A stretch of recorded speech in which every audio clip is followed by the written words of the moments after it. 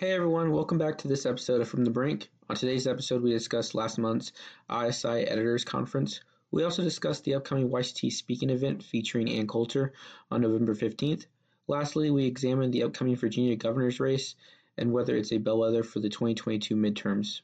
As always, hosting with me is YCT Chairman Clay Grossman. Hey, how's it going, guys? And YCT Ambassador Colby Reynolds. Good morning. All right. Well, like we said, we have a upcoming speaker event with Ann Coulter next month or November. Clay, kind of talk about what made you decide to bring Ann Coulter. Paul, did you know that Ann Coulter is 6 feet tall? Just saying. Well, I did know that because you've been telling me that all the time. Yeah. But I will say that is fairly impressive. That is a contributing factor to why we wanted to bring Ann Coulter in. But the main factors are, of course, Ann Coulter, 13-time best-selling author, been on Bill Maher's show loads of times, right? Fox News. Basically a big deal, and we wanted to, bring someone in that would, quite frankly, make the liberals mad and show us, like, say, we could have a big event like this. And, we've done both, I think, so far very well. Well, see, it was funny because I was a little conflicted. At the same time, I was like, well, of course, Ann Coulter is somebody that can make the libs mad. But I was also, well, people our age know who Ann Coulter was. Because I think we had this issue. I think, and Colby, correct me if I'm wrong, I think me and Clay were the only person who knew who she was when he first brought this to the officer board. I knew her, but only because of her popularity back in 2016. Oh, okay. Yeah. Well, she was, really big just because she was on that Trump wave. As far as people who became Trump sycophants, you got to give it to Ann Coulter for actually sticking to her principles and completely retracting all the stuff she said about Trump and saying he sold out what I guess she considered her priorities. I didn't know about that. Yeah, no, she was real mad that the border wall did not actually get built. Even when they were doing some of the construction, she was being very hey, you can't get rid of 300 or 200 miles and then add 50 and said you're making forward progress with this. Yeah, I remember it was around the time, it was 2018, 2019. It was when we had a split Congress. And obviously this was a big debate over Trump wanted the border wall and Congress did not want to appropriate the money for it, right? Mm-hmm. And Trump did a campaign event in Arizona and he had a big poster in the back of it was, finish the wall, right? And I remember Ann Coulter was one of the few pundits who was actually out there saying, no, you didn't finish the wall. You didn't do anything for the damn wall. You can't be claiming this meanwhile you haven't done actually anything notable, right? But I guess, it's a far cry better than how we've gotten our border security now, right? Yeah. But still. I would say one of the better policy decisions by the Trump administration was more just the handling of it, of the immigration process, mainly the Remain in Mexico policy that the Biden administration, after getting rid of it, has actually finally gone back and gone back to that policy because it's a good policy. It makes a lot of sense. If the whole idea is, there needs to be refugee status for some people coming in from Central America because of whatever reason, incredible violence, flooding, war. You should go to the first safe country, not necessarily go through Mexico so you can get to the United States. So yeah, it was a smart policy.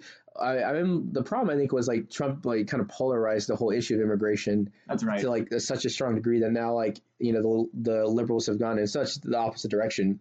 I don't know if you've ever seen a clip of Chuck Schumer talking about immigration 2014 or 2006.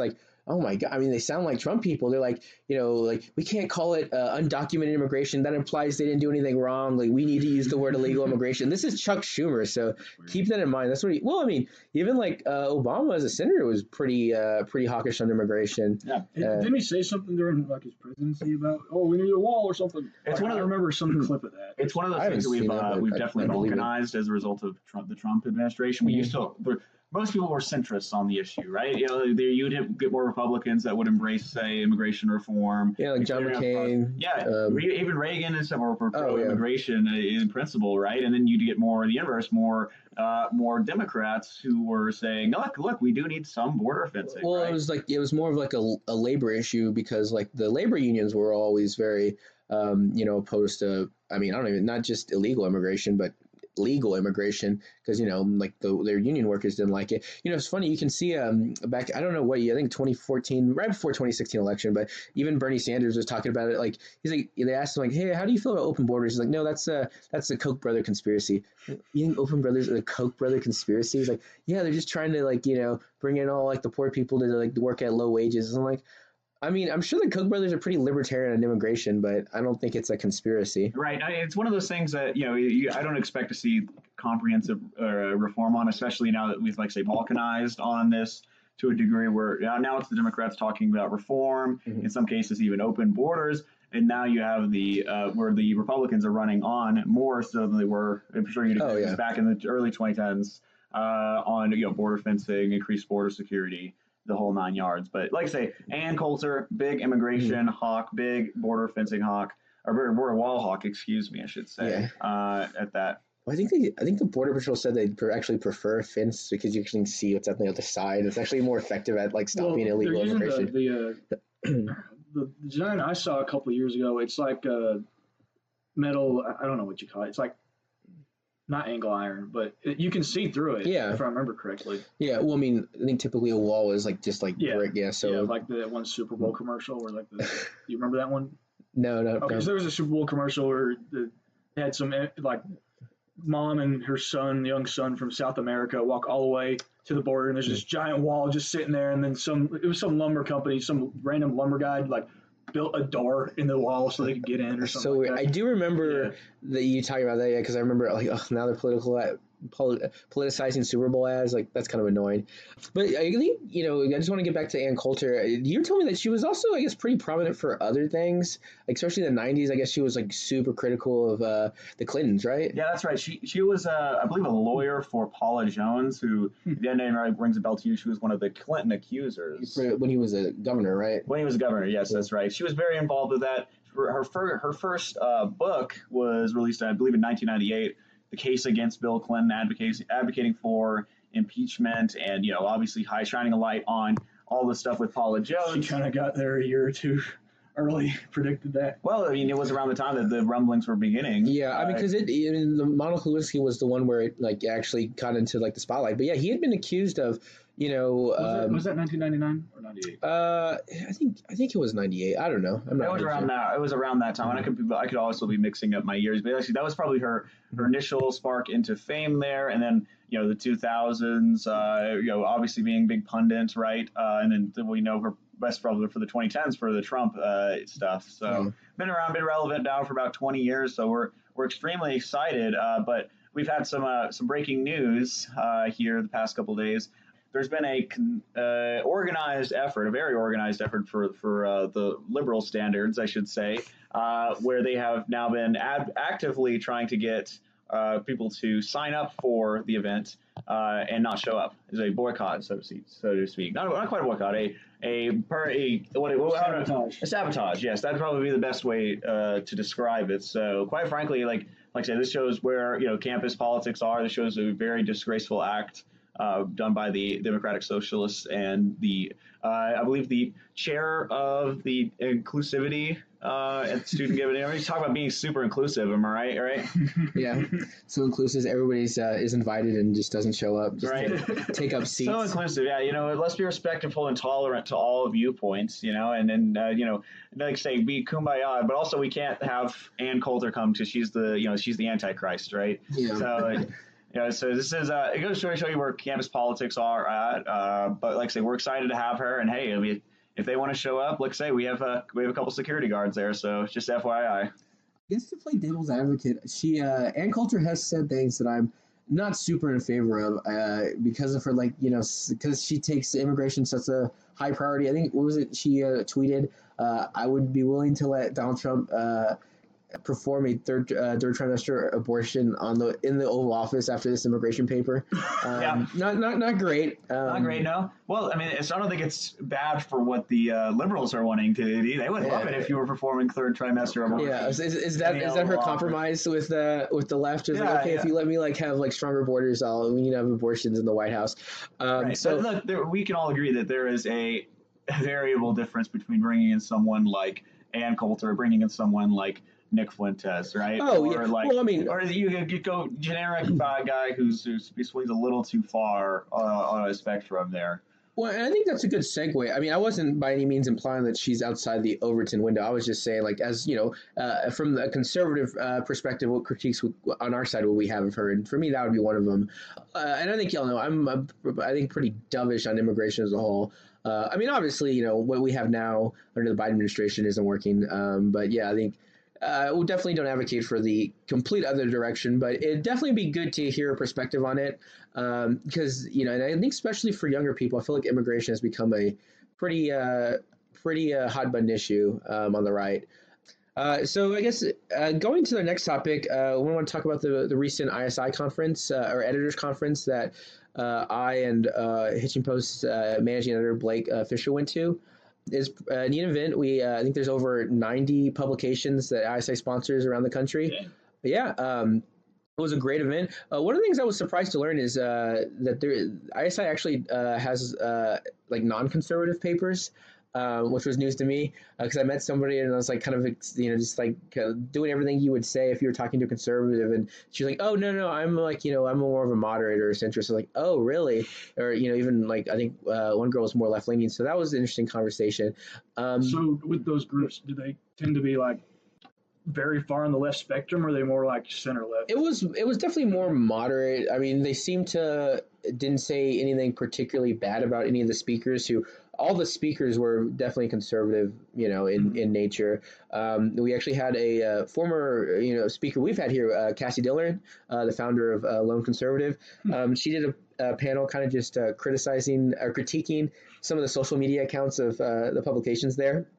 Thankfully, she didn't critique us. I mean, Kate's been doing a great job, but yeah, I'm definitely not very active on it. So if they would have asked me about any of this stuff, I'm like, oh yeah, let me just figure out how to open Instagram real quick. Or they're like, oh, this is your Facebook page. I'm like, we have a Facebook page? Like, ISI is a really, truly good organization. Like I say, we're talking about, you know, taking campus politics back, and like, I mean, even if we have more centrist publications, I would consider that a win. Yeah, but you know, better than what's currently. Exactly, right. So, you know, but like I say, having more conservative publications, doing the whole gamut, right? A massive success. And that's why I say big advocate for ISI. I will actually be going to one of their conferences in November, so I'm looking forward to that. Oh, interesting. Where is it? It's in Pittsburgh. Oh, you're going to that? Yeah, oh, nice. They have I forgot his name, Riley something, but yeah, no, he's an interesting economist, I believe. Man, I wish I could actually go to that. Why Pittsburgh? I don't know. This one's been an annual one out there. They've had it, so interesting. I think they actually did last year's like ISI conference. Technically this year they did it in March because, you know, COVID. They couldn't. But it's funny, yeah. I think they had a whole big issue because they had to move the venue because like the original place wouldn't like allow it. I don't know if it was people or something. Yeah, I don't know if it was the hotel specifically or if it was the city ordinance. But yeah, so there was, I think, a big controversy with that. But yeah, I just kind of want to go talk a little bit more about like ISI as an organization.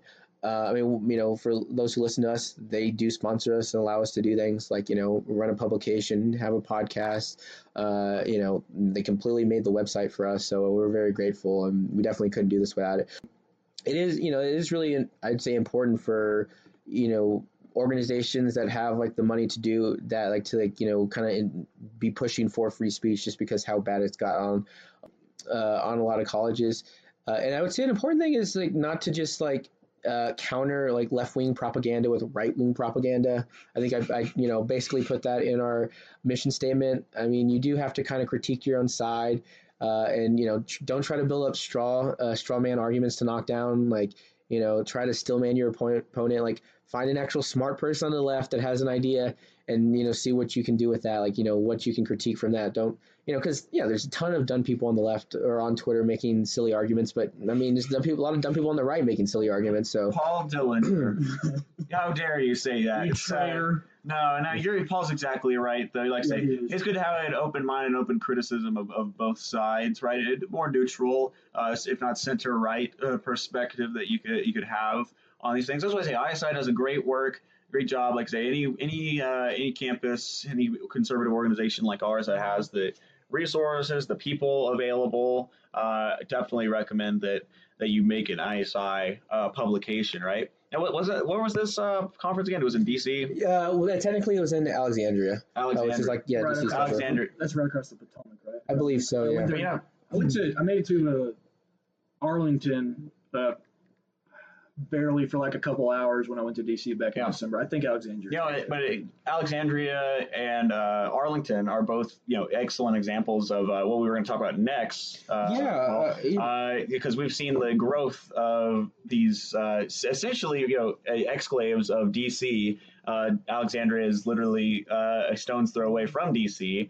There's these massive cities have turned Virginia from what was in the early 2000s a bright red state to in the 2000s being, or the mid 2000s being a purple state, and now being a light blue state. This is an interesting caveat there, but we know that they're having a governor's race this year. How closely have y'all been keeping up with that race? Not at all. Very little. I basically know just kind of like there is a possibility that the Republican will defeat a actually former governor. I think you probably know a little bit more about it, but this could be a good sign going into 2022 if the Biden administration is so unpopular that a Republican actually retakes that seat. I think Clay did a good job about talking about just like the recent history of it. I think the most recent Republican to win in a presidential race was Bush 2004, right? And the last statewide office holder, I did check, that was an elected Republican official was Bob McDonald in 2009. There was also an attorney general race that year that went red, and the lieutenant governor race that year. But that has been the last statewide dominance in Virginia. That last governor's race, didn't the Republican win by a pretty healthy margin in that one too? He won by, you're talking about 2009? Yeah. Yeah, he won by 17%. It was a landslide by modern standards. But after that, there were two close races one close race in 2013. 2017 was a landslide for our favorite governor, Ralph Northam. He was dressing like Michael Jackson. He could do the moonwalk. Well, just for those who don't know, if we could kind of just go over that story. After the controversy came out about like an old photo resurfacing, and we don't know, he was either in a Klan outfit or in blackface. He originally admitted to it, and then the lieutenant governor was accused of sexual assault back, a couple years ago. And so I guess he realized, well, and I don't know if it was just he realized he could keep his position, or if it was they were worried that the second in line for the governorship was actually a Republican, because they won the House by literally, and I mean this literally, one vote in one of these House races, and that's how they got their speakership. Well, what it was, Paul, the lieutenant governor, Justin Fairfax, also had a scandal that was breaking at that point. Yeah, he was accused of sexual assault. Yeah, so it would have gone to the third in command there. So, yeah, they decided to keep old Ralph Northam out, and, he won that race by a landslide. Ed Gillespie, from what I've heard, was not a good candidate, and there was a rough campaign. It was a rough campaign year. Plus, it was also a swing year. Ironically, he got in trouble for having like a lot of Confederate flag. That's right. Memorabilia. And so irony. As well, it was also a very bad year for Republicans. 2017 and 2018 were just because of the Trump effect. Yeah. But now we're entering a new era, right? Glenn Youngkin, by all accounts, is a great candidate from what we can tell. Businessman. Actually, I looked this up before. He's a mechanical engineer. Oh yeah. Nice. Got some votes there, like say moderate Republican businessman, like say, and plus there's the big factor, right? Biden's approval ratings are in the can. Yeah. So, well, I think McCullough was even saying he just kind of admitted Biden's not popular here right now. It's interesting. He's been playing. I'd say handling the election probably about as well as he can. Youngkin, I'm saying. He's been pro-Trump to a certain sense, yet tried to distance himself enough because. That's what they're always going to go. Like they're trying to, even though Trump's not president anymore, they're trying to act like as if he still was, right. To kind of boost left-wing support. Oh, yeah. And that definitely worked for the Georgia Senate races.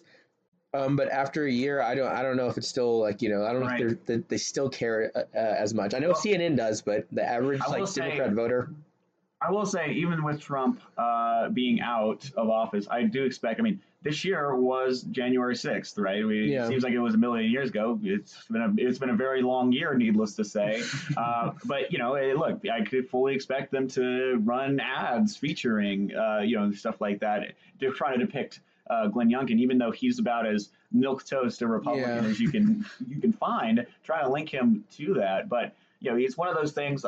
He's one of those races that. As we've seen the Biden's approval ratings go consistently down since July, and Glenn Youngkin, like I say, moderate Republican, got a strong background. We've actually seen him gain in the polls. The last time I checked was yesterday, and it was within the margin of error. It was about 2% in favor of McAuliffe, which for what I would say is a light blue, if not lean blue, state in Virginia is really remarkable. And it begs the question: like, is Virginia going to be a bellwether for things to come in 2022 and even 2024? Frankly.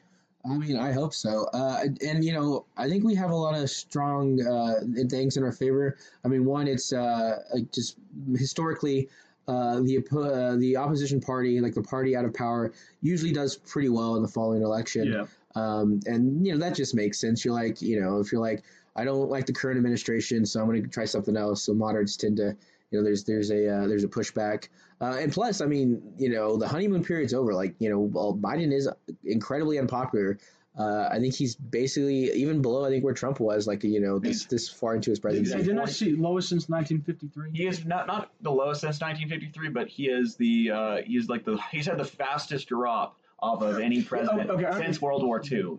He's gone from being in the midsummer, about 60% average approval rating, to now I believe he's at 41%. Which, considering, like, say, Afghanistan was the inciting incident for this, but considering that was well over 2 months ago now, actually about a month ago right now, it's been, like I say, it's enigmatic of something really bad, but sorry to interrupt you. I was just going to ask what caused it to tank recently, because Afghan is the only big thing I know that really did a number on him. I mean, it's hard to say. I would say, like, it would probably be more of an inciting incident than anything, right? Like say, people say the economy. Well, we had really bad inflation issues over the summer. I was out on the West Coast for the entire summer, and the gas prices there were legitimately $4 a gallon at one point. I heard somewhere in the chat this week that they're $5 in California or something right now. That's getting ridiculous. Yeah. So I don't know if they're that high, but I think they're probably definitely high fours. Some of those are state policy problems. I mean, they have a tax for everything there. Like, there's a reason our gas is like 2-something, 280, and like, I was in DC recently, and it was like 440. So I'm of the belief that everything becomes a proxy war over from DC, right? So issues, even if like, say, the West Coast or the Northeast are having gas issues, I feel like the helm is going to be placed on the new administration, right? Oh, always. What was the promise of Joe Biden, right? A return to normalcy, he made some, like, American economy. Building back better, right? And we're not now seeing, like, say, one of the worst inflation hikes, and so that bad job growth rate. Right. Yeah. Well, I think they missed their target by something crazy. I mean, they were supposed to have something like 600,000 jobs in like the third quarter, and they only added 200,000. So, and I think it's a combination of a lot of things. I think, COVID didn't help. I mean, when cases spiked, and this is definitely a red, blue kind of thing. Like, the unemployment in red states is really kind of at a normal level. I think it's like 4%. Unemployment in blue states is like, in some of those hovering around 2. I think, like Ben Shapiro talked about it, like the 10, lowest unemployments it's like 9 red states and 1 blue state. I think it was like Vermont. And like the 10 highest unemployment was, I think all like, blue states. So it's definitely like how the governors are handling it. But the problem with Biden is like he set the expectations like, hey, I'm going to end COVID. That was silly. You're never going to end COVID. Like, it's going to have to be around. It's like how we deal with it. But because he and not just him, like the Democratic Party as a whole used it as a boogeyman, they kind of like trapped themselves into like, oh, well, if there's still COVID around, we can't open up the economy. Right. And so it's had this cascading effect. I mean, I know in a recent episode we talked about the problem a lot of people are having hiring people because people are getting paid to stay at home. I mean, you said the internship you worked at, they were having a hard time hiring drivers. We couldn't get dock workers like at all, and truck drivers. Like Mhm. we were backed up for several days at a time just because of that. And I think my dad. Yeah, well, that's more the chip shortage, but my dad at Peterbilt's struggling too. Yeah, like I say, and I think it's enigmatic of a larger feeling amongst the Democratic elite, where they slayed the boogeyman, and the ultimate boogeyman was not COVID. I think it was Trump, right? The feeling is once we get rid of Trump, it's going to be like the Wicked Witch is dead. Mm-hmm. We're going to have celebrations in the street. It's going to be a new golden era, right? But it didn't. They failed to address a lot of the systemic issues there. I think a lot of the inflation problem stems from just rampant government spending, well, right? And it's not just the spending. I mean, that's a large part of it too, but it's also, I think, the restrictions because it creates a supply shortage. And this is not just solely an American thing. I mean, there's been, supply chain, problems, throughout the world just because a lot of places, went to shut down. But yeah, I mean, we're talking about, we're getting close to Christmas. I mean, I didn't even think about that. Yeah, I mean, well, they're talking about this, like, some people are going to have a problem, getting the presents they want for the kids. Now, I know in the grand scheme of things, that's a very small thing, but I mean, it's a noticeable thing. Like if people, like everybody's trying to get presents and they can't, they're like, man, it's like the whole thanks Obama meme. It's like, thanks Joe Biden. Yeah, and like I say, we can't keep just bailing people out and keeping people on the government teat forever, right? And I think that's also partially the reason we've seen so many delays with this infrastructure plan that's gone through, right? It's just been a slow, arduous process. I don't think people are behind this. I think people are, like I say, subtly waking up to this. And if that results in Virginia going red for the first time in 2009, I would not be that surprised. If you'd asked me this question in July, maybe even August, right? Before Afghanistan, before like say all of these ongoing issues, I would have said Virginia probably like lean blue, maybe 3 to 5%, right? Now I looked at the polls, right? It's pretty consistently put at toss up, and like I say, they're within the margin of error for Youngkin. Like I say, Virginia GOP, they did a good job fielding two candidates, Glenn Youngkin and Winsome Sears, the lieutenant governor candidate, both very solid. And I could realistically see this year going Virginia red. Well, and I think, we should kind of bring this back to some of the stuff that's happening in Congress, because I know a lot of people are kind of mad at Mitch McConnell for agreeing to I guess an extension of the debt. I think the pay ceiling or whatever. It was the debt ceiling. I think they just, was it the debt ceiling or was it a different issue? But either way, they prevented a government shutdown, and people were like, no, we should have held the line. We should make the Democrats own it. I think strategically that was smart, because if, let's say we were currently in a government shutdown, I think you'd just be hearing it from what's it, McCullough? I forgot his name. Oh, McAuliffe, yeah. McCullough. You'd be hearing see, the Republicans are obstructionists. They're they're not willing to govern. But because 2 years ago. Yeah. Well, I mean, we're always going to get blamed with it, but I mean, you cannot give them ammo to shoot you with. Well, there could also be a situation where the incumbent party just gets blamed for it inherently. And right now, Democrats are the majority, quite frankly. They can't get their agenda passed. Or I'll speak from a copywriter for a congressman here. This is the radical socialist Democrats are trying to push their radical socialist agenda on the American people, and we're standing up for it. That could also very well become the narrative, right? It just depends on how everything goes, like say how the house of cards falls, so to speak. What's funny that the quote unquote Republican side of this is still spending almost $1 trillion on an infrastructure bill. Yeah. But it's so ironic that because the Democrats got so greedy in the sense no, we want to go for the $1 trillion infrastructure, the $1 trillion bipartisan infrastructure bill, and then also get this $3.5 trillion spending bill, and we may get neither because they didn't want to concede on the first one. And to me, the Hulk meme, I consider this an absolute win. If we actually spend no money because the progressives got a little too big for the britches, I'm happy with that. But it is kind of funny. I think it was handled horribly from Biden's perspective. Why not make common cause with quote unquote moderate Republicans that are willing to work with you on this infrastructure package, and that Joe Manchin and Kristen Sinema both support. But instead, they've done this thing well, no, we're not going to vote on this bipartisan thing until we get this thing we want. I was I feel y'all don't understand how bipartisan works. the infrastructure thing isn't like some like Republican wish list. Like this is the bipartisan part. This is us working with y'all so we get something passed.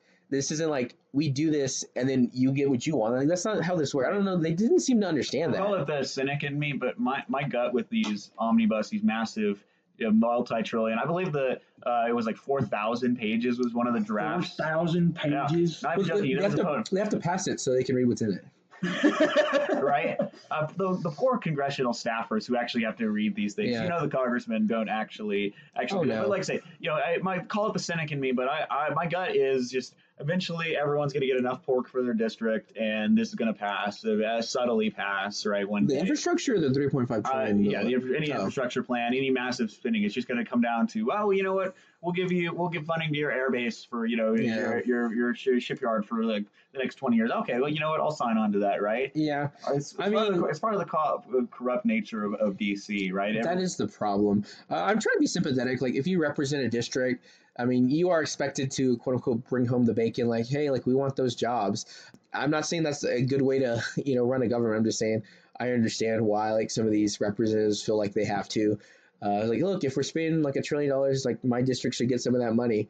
We do need to have a system to prevent that, though. I would say, like, I mean, the Social Security Act was like made on 4 pages. Like, there should never be a bill more than 4 pages long. All right, like, I saw a photo of one guy holding this thing. It looked like it was Photoshop, but I'm not even joking you. The man who like right down to his hips with his paper, right, and going all the way up to his chin. It was real remarkable to see, but that's everything we talked about in the meeting last week, right? I know this is part of it. Yeah, like say the regulatory acts of this, right? Like say the massive plan behind it. Yeah, we did talk about. What was it, like 300 million to the banking department or banking? It's insane. It's ludicrous that it's gone. So to be fair, like 300 million, that's like a rounding error at this point. Right. How about $1 trillion?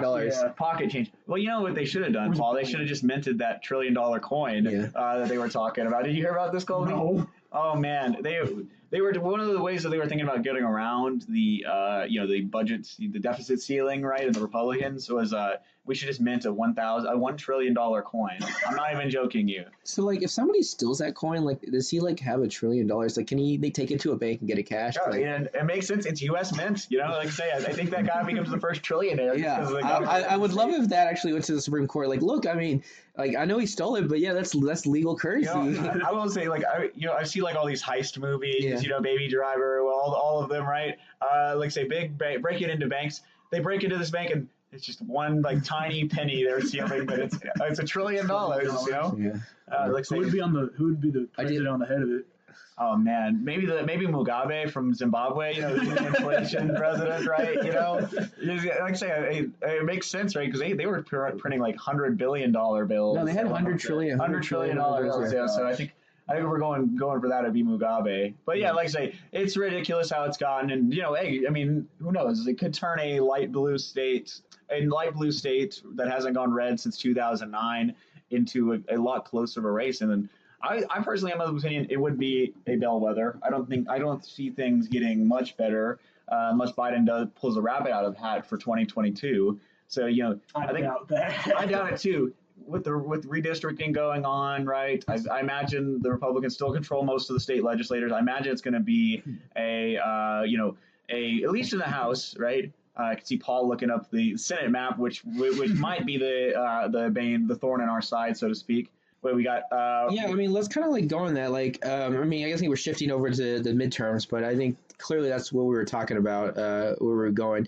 I know a lot of people are very optimistic on our side just because like the Biden administration is so unpopular.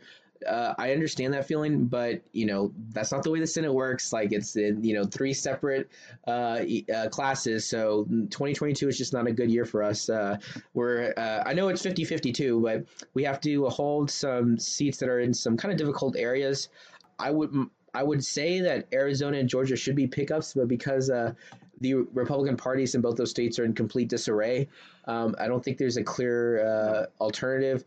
When you're censoring your own governor, I feel like that's a sign that things are not going very good. Your governor, the wife of the former senator from there, like I don't understand. Like some of the stuff they were doing was just silly. But yeah, I forgot in Arizona, Mark Kelly is up for re-election. Kelly is really popular. See, I don't understand why. I mean, it's partially the Gabby Giffords effect for him, and it's also the part that he's an astronaut. He's got a very cool story, and he's like I say, so. And look, Arizona is shifting to the left. It is, but it's still a swing state. I mean, I would not call Arizona a blue state by any means. So to me, that's like I understand how like people like Manchin stay in power in Virginia. I don't understand like why you'd be that far left in moderate Arizona. Like, I mean, to me, like what Sinema is doing makes all the sense in the world to me, even though you may disagree with that because apparently she's not very popular. Really? Yeah, Kristen Sinema is less popular than Mark Kelly, which is very surprising to me because you're right, Paula. She does play that moderate centrist. Is that as Arizona voters as a whole, or just among Democrats? Arizona voters. Interesting. They statewide polls, but yeah, like I say, for the GOP to flip that one, they would need a Glenn Youngkin type candidate, someone who's moderate, can kind of appeal to it, but like say stay neutral enough to where there's not going to be a massive funding wave going to Mark What Kelly. are the chances are that Trump doesn't get involved in that Senate race? You think? I would say slim to none. He endorsed recently. He's been active in endorsements. He just endorsed a guy down in Midland. Wait, what? Yeah. Like, he's been staying pretty active in what office in Midland? It was the state senate. There's a guy who's primarying. I forget the incumbent's name out there, but like I say, he would totally get involved in Arizona. He already got involved in Georgia, and look, I'm happy about that one. I'm sorry, I'm anti-celebrity politician, but if Herschel Walker became a senator, that would be so fun. Yeah, well, I mean, and talk about carpetbagger though. Wasn't he living in Texas and he just moved to Georgia? Living in Fort Worth, and then like he literally changed his registration last month and declared. I don't know if you heard, he also endorsed the Democrat in the governor's race, essentially. Well, so did Trump, quite frankly. No, that's what I'm saying. I'm talking about Trump. Well, I mean, I'm being a little tongue-in-cheek with this, but as y'all know, or may not know, Trump really did not like the Governor Brian Kemp not going as far to, I guess, question the Georgia election. So he was basically telling a crowd at one of his rallies, like, yeah, I'd rather see, what's that woman, Stacey Abrams, yeah.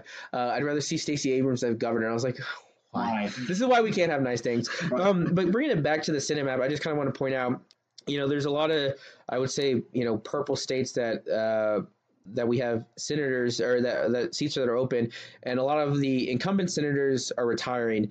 I would say almost all the ones that voted to impeach Trump, which, that's another thing. But yeah, I mean, we have North Carolina open. That one I feel a little better about. Pennsylvania, that one, I don't know. That's going to be a harder one. Yeah, Pat Toomey is retiring there. Pat Toomey was obviously moderate Republican, so they'd have to field a really good candidate. I don't see anybody coming out the works, and I believe Ron Johnson, if I'm not mistaken, is retiring in Wisconsin. He is, yeah. Well, I know Trump's wanting him to run again, but I think he's he said he's going to retire. Right. So I don't know. I mean, I would like to see Scott Walker win. I don't know. But I don't think he would have the. I mean, he just seems like a wounded duck most of the time because he was on the Trump train. So yeah, like say there's a few pickups. I would say the most likely one is going to be Georgia to flip. Yeah. I see it as listed as a lean blue right now, or naturally coming in as lean blue. It's Warnock who's up this year, correct? Warnock is surprisingly more popular than Ossoff, which is shocking to me. But Herschel Walker is a good candidate. I don't know anybody else running in that race. North Carolina would be an interesting one. Richard Burr is more popular than the other Republican, Thom Tillis, in North Carolina. But I could see that one going. Back, or him winning as an incumbent, right? Mm-hmm. But the other two, Pennsylvania and Wisconsin, you just kind of have to wait and see for a candidate. And Arizona, there'd have to be a really good candidate. No Paul Gosars who are going to antagonize half the party, right? No Doug Ducey's who are going to antagonize the other half of the party, right? Yeah. Just like say, you got to have like a good, clean, moderate Republican who could take back that seat. Yeah. Now, shifting over to the House, I feel like, what I've heard is the Democrats would have to win the popular vote in the House by 10 points just to hold on to the House. So I think the chances of that are like almost zero. Right. So after redistricting, I know they're going to do some work in Georgia specifically, and in Texas, we know are already done, right? So after redistricting and like say the new House map coming out at all the states, I would expect it to be a Republican year in the House at the very least. Senate, I would say it leans just because there's one state that I could definitely see flipping. The rest are toss-ups in my mind to the right, maybe, right? But like say An interesting point here. Have y'all seen the new? I know y'all have seen the new redistricting map in Texas, right? Texas one. What do y'all think about everything? I don't know. I'm from Denton, and for some reason I forget. Yeah, it was a federal district, I think. Didn't we state redistrict too? Yes. Yeah. Okay, so I may be getting confused, but I know that they're one of the districts is literally all of rural Wise County, and then it's just beelines right into downtown Denton, which is like where UNT is, so it's pretty liberal. So I just find that humorous. There's some really ugly district, like it starts in downtown Fort Worth, that makes like an arc all the way to downtown Dallas. Right, it circles into Rockwall County, if I'm not mistaken. Yeah, I'm blanking on whose that one is. I mean, look, we all knew Mark Vassey's district was going to be really janky, and it looks terrible. Houston, which was the one that I was most interested in, they carved out a new District 38th there, and I thought the new district was going in North Texas. We got two. Yeah, they got two. One in Houston, one in North Texas. One in Austin. One in Austin. Oh, yeah, right. They carved up half of Lloyd Doggett's district. The Austin half of his district, I should say, Paul. If for those of you who don't know, with Lloyd Doggett's district, you should look it up. It is a beautiful work of gerrymandering, if you wanted to see that. So they cut his district in half there, and like I said, they did another one in West Houston, designed to be a Republican Trump district. But how do y'all feel about the plan? It seems like they made one Democratic district and one Republican district, and then they bolstered all the incumbents on the rest. Yeah, I would say that was smart. I mean, I could definitely have seen them overextending, and like, even though you don't assume this to be a bad year, let's say, we get around to 2024 and the Republicans are in complete disarray again. Yeah, if you get a little too greedy and try to take everything, you put yourself in a margin of 1 or 2 points ahead, and then you lose all those, and right. Now you've lost the House. It seemed like a good, not great plan, like a safe plan, right? It seemed like they wanted to make sure that they had at least one new Republican district. Okay, check. And then they wanted to make sure that all of the incumbents, and especially DFW, right? Yeah. But also, let's say they wanted to make Crenshaw's district stronger. They wanted to make a new West Houston district.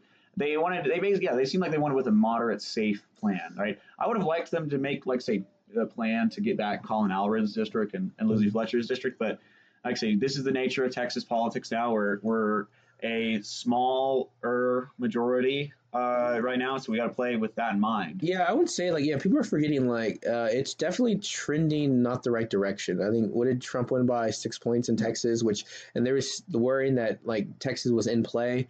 I would say we should play it safe and then start trying to make grounds in the Rio Grande River Valley, we made some momentum in the past presidential election, right? Yeah, we did, and that's why I think we should build on that.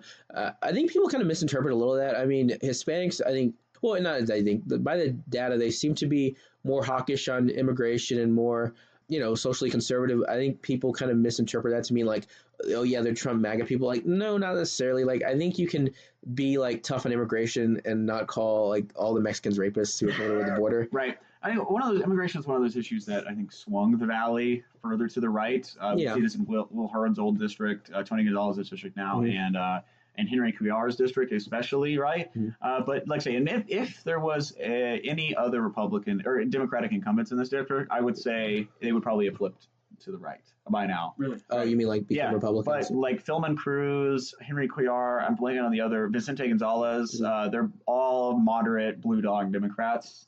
And as a result, they can kind of play that centrist role and maintain incumbents. But Paul, you're right. That's got to be the strategy going into 2022 and beyond, winning back, getting more voters back from the suburbs and getting more voters in the radio ground, building on that momentum. Well, I will say you do kind of lose an opportunity when you flip a House member, when you get them to switch parties, because you have that House now, but basically you just have somebody, instead of being the most conservative Democrat, now they're just the most liberal Republican. I mean, you saw this with what's the guy, Jeff Van Drew in New Jersey. He was basically in a lean Republican district. He won in, I think, 2018, and basically he, instead of just losing next round, he just switched parties back to Republican, and so now we just have a liberal guy in a Republican and a Republican Right. in a House seat. Yeah, exactly. It's a name only type thing. Like if Joe Manchin were to declare tomorrow, he would be one of the most liberal Republicans still. You know, that's interesting that he hasn't. Like he's been so firm on this.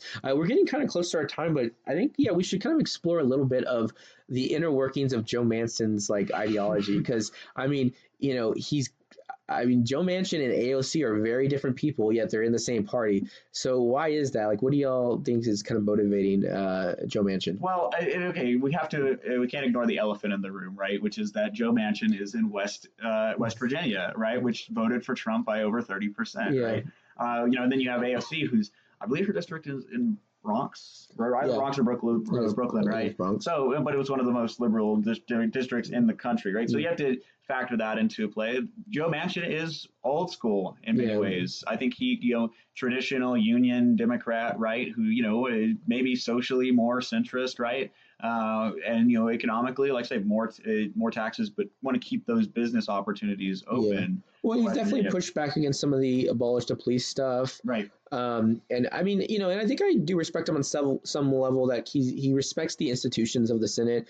I think he's been very firm about not getting rid of the filibuster, not doing some of the kind of like packing the court, some of the things some of the more progressive Democrats want to do. And he, I think he said he wouldn't vote for anything that got rid of the Hyde Amendment, which is, something I'd say is really important. There's another thing that we talked about West Virginia being a state that Trump won by 30 points. I think it's one of only 2 states where Trump had like the largest share for Republican like ever. But yet, I mean, he still voted to impeach him. So it's kind of surprising that, he took both sides of that. I mean, I remember reading one poll. This was when he was up for re-election in 2018 specifically, right?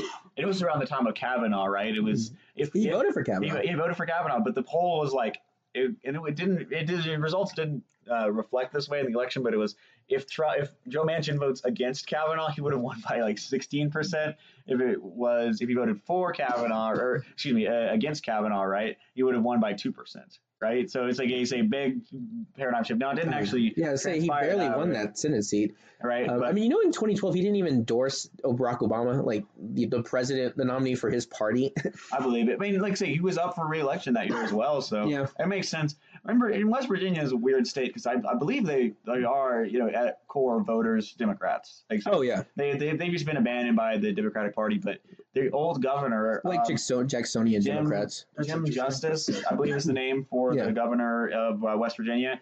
He was a Democrat, a registered Democrat, until 2018. He was one of those flips. Yeah, I remember that video. He was on the stage with Trump saying, I'm switching Republican. Yeah, it has happened before. So, the long and the short of it is, like say, it's a lot of voter base, but at the core, like I say, I think he's a blue dog Democrat, and AOC represents more of a change towards the progressive side of the party.